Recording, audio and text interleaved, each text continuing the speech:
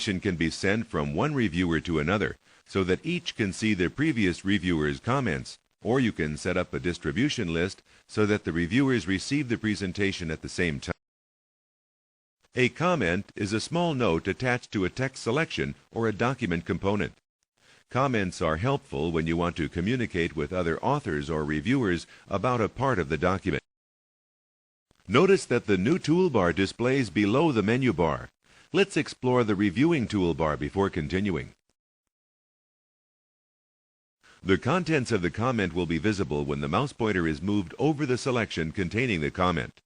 The text is not visible when the document is printed. Let's activate the reviewing toolbar by inserting a comment.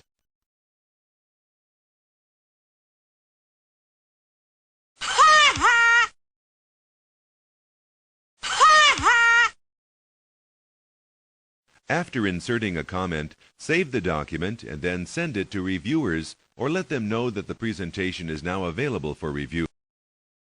When the reviewer receives the presentation, they can read your comments by clicking the small label that appears in the slide.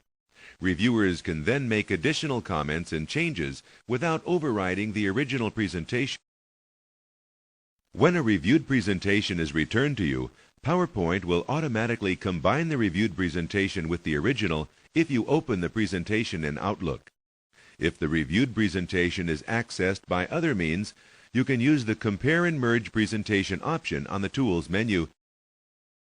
PowerPoint lets you broadcast presentations live to other users on your network.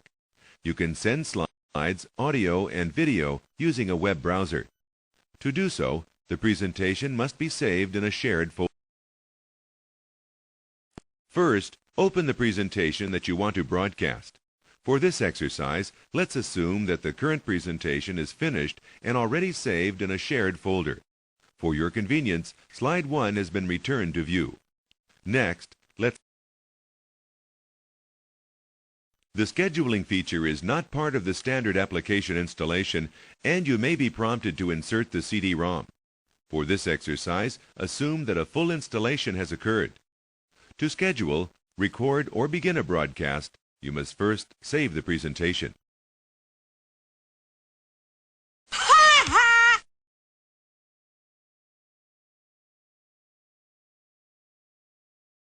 The Schedule Presentation Broadcast dialog box displays.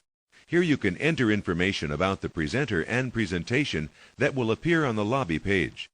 The Tips for Broadcast button lets you access information about the hardware requirements and other technical information.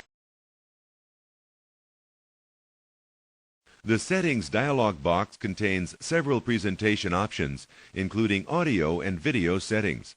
Take a look at the Advanced tab before continuing. The Scheduling dialog box opens an email application.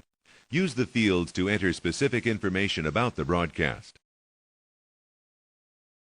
The Scheduling tab lets you set various options for the broadcast, including a timeline, the date, scheduled start and finish times, a list of attendees, and other options.